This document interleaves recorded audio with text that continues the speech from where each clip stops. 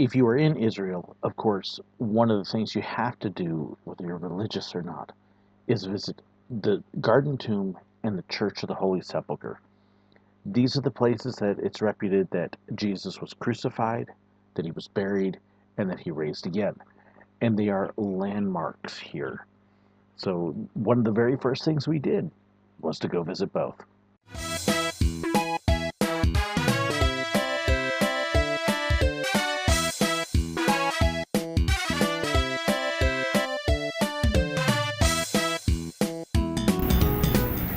So the entrance to the Garden Tomb is through several narrow streets. Just look for the simple sign that's there. But you get to walk in and it opens up to this beautiful place. We love to come here Resurrection Day. Oh, it's gorgeous. The very first Protestant church in Now, on the wall, have you seen the walls of the old city?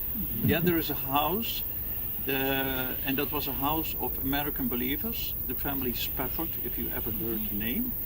They came from America. What happens to them? They lose a son in a big fire in Chicago. They lose everything, actually. Now they move to Israel, but first to England with a boat.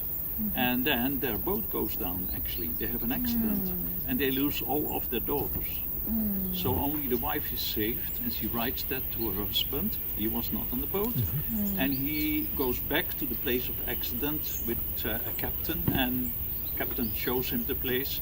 And he writes that most beautiful song, "It is well with my soul." We still sing it often in Christchurch, in the old city. Very beautiful. It's translated now in all kinds of languages, actually. You can see the channel that goes down in the middle, and all the juice would run down that channel into this reservoir, which was bigger than the picture made it look. Yeah. And they would use young ladies not to hurt the grapes and the wine, to tread out the grapes, actually. Now, can you help me and tell me how they did this in Australia? In Australia? Yeah, with kangaroos. That's a silly joke. It was buried. Now, this is not totally a right picture of the tomb. We have another one of an archaeologist. Jesus Christus Alpha and Omega, that's the place then where probably Jesus has been laid.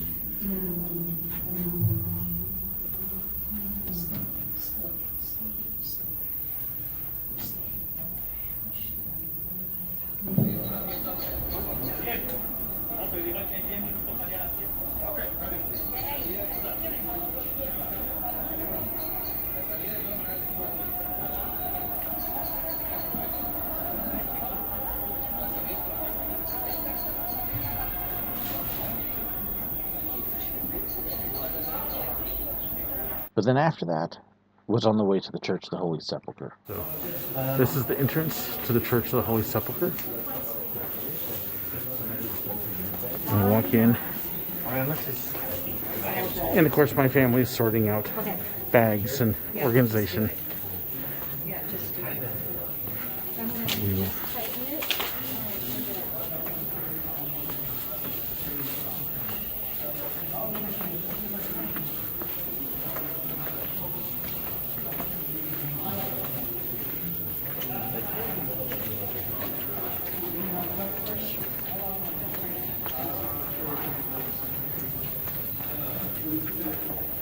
You can see there is some major restoration work going on up there.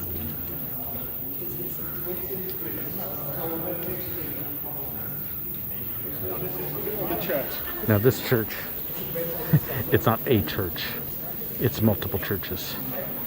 And you can see, what's really nice right now is the fact that it is not swarming with tourists, which means we will have a much easier time getting in. And then when you come in, so this tradition is that they wash Jesus' body here as he's taken down to the cross. So people do a lot of things to sanctify whatever they bring here. And then this painting tells that story. Just to the right of the entrance is these steep steps. This is the way up to Golgotha. And you definitely want to be careful. Low archways, steep steps, easy trip and fall. But this, you can see how worn these steps are from literally about 1,000 years. And then to the right, and this is where Golgotha was. And look at all the ornamentation,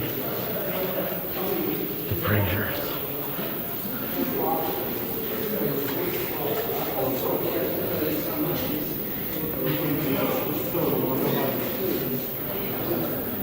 And this is Golgotha. You can see the rocks through the display case.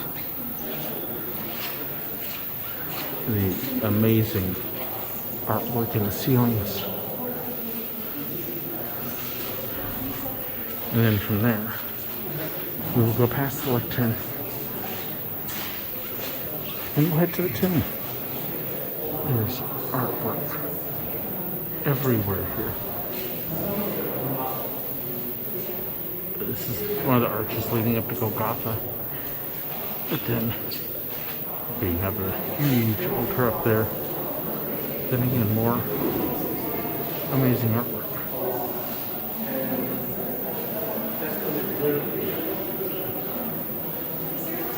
But that it mentioned the two of the Crusader kings that had ruled over here.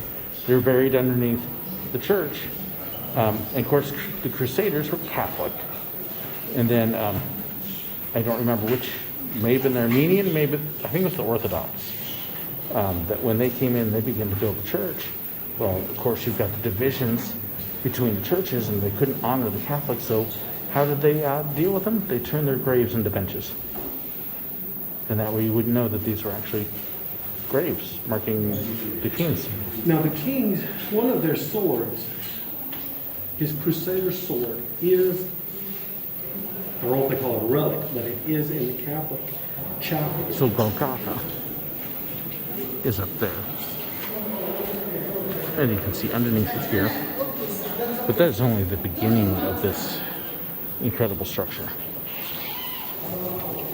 So now that you've seen that, well, now we will see the anointing stone again. Now we're going to head this way and continue on. This is the tomb.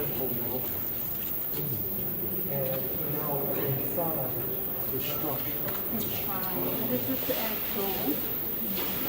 And as I was going So I know you're looking and go, well, wait, isn't the tomb inside a cave with the stone rolled away? Well, they literally cut the whole thing away to build this. And then it's inside this huge vestibule. But that marks the place where they believe he was buried. Now, this is something I didn't get to do last time. We didn't get to go inside because the lines are crazy. But now we can go inside itself.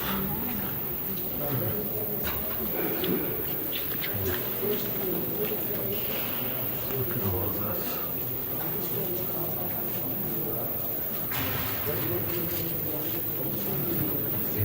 Now, if you get the opportunity to actually look inside the little chapel where Jesus' body was supposedly laid, the old tomb, take it. We didn't get to do this on our very first trip, but it was open this time. Now, you've got this building that supposedly was the original tomb. And you can see the artwork, the candles, the incense. But you walk through this little door here, and it will take you into the room where there's this slab that supposedly was where the body of Jesus was laid. And you can just feel the weight of centuries in here. The prayers, the I think this is the slab they laid him on. It's quite a unique experience, to say the least.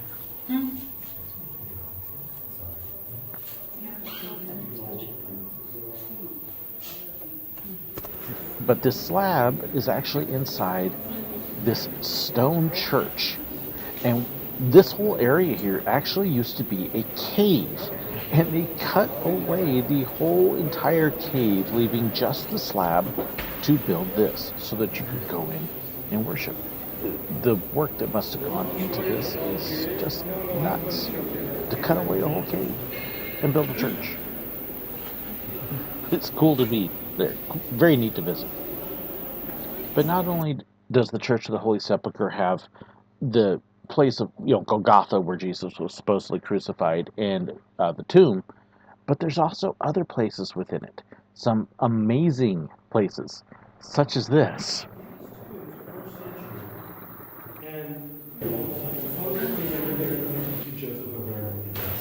He wasn't buried, he did not choose to be buried. And then check out this chapel that's built where supposedly Constantine's mother, right outside of this, found the true cross.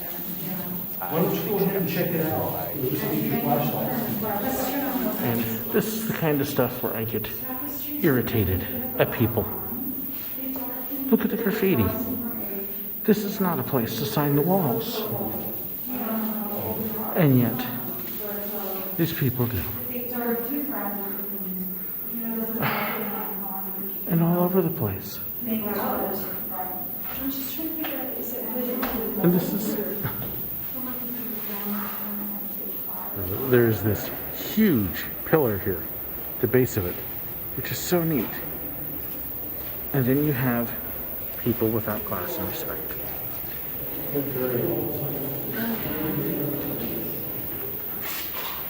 Crusader crosses. And then check out this chapel that's built where supposedly Constantine's mother, right outside of this, found the true cross. Look at this. All the color.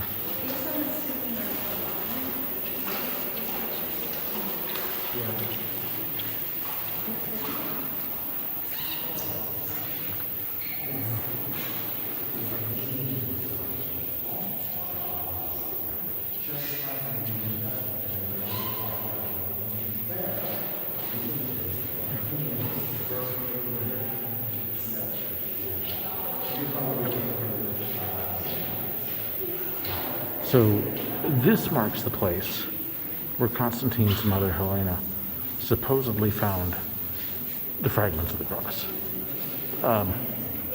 Now, whether it's the real cross, that's probably doubtful, but this is where they honor it. And there's ancient frescoes here. If you look up at the very ceiling, there's actually an anchor up there, which is an ancient symbol of Christianity. You've got remnants along this of ancient frescoes that you can't even see what they were. But if you look really close, for example, in this spot right there, you can see a face kind of creeping through. But it's all just due to age gone. But yes, this is the site where the true cross was supposedly found. I think she got snickered by some people taking in the tourists, but even little things like this will show you the weight of the centuries. I just thought this was kind of neat. Something interesting with these doors. Notice the actual steel set down into the floor to help guide these ancient, heavy doors. So there's a look at the Garden Tomb and the Church of the Holy Sepulchre, both claiming to be possible places for where Jesus was crucified, buried, and raised again. Which is right? Well, I'll have a video on my Burning Bush channel that will talk a little bit more about that. But definitely places to visit if you're in Jerusalem, whether you're a believer or not. At the very least, if you're not a believer, go check out the Church of the Holy Sepulchre. The centuries that have been there, and just looking at the way that the different religious groups have worked together and not worked together and things like that. It's an amazing place to visit. So I hope you enjoyed this look at both of them. It has been an amazing trip, and I can't wait to share more with you from Israel. Thank you as well to my YouTube members and my patrons for helping support us and helping make something like this possible. It wouldn't happen without all of you. Thank you so much for watching. God bless. But not only is the Church of the Hoopy, yeah. So I hope you enjoyed this look at both of them, and that you'll enjoy the rest of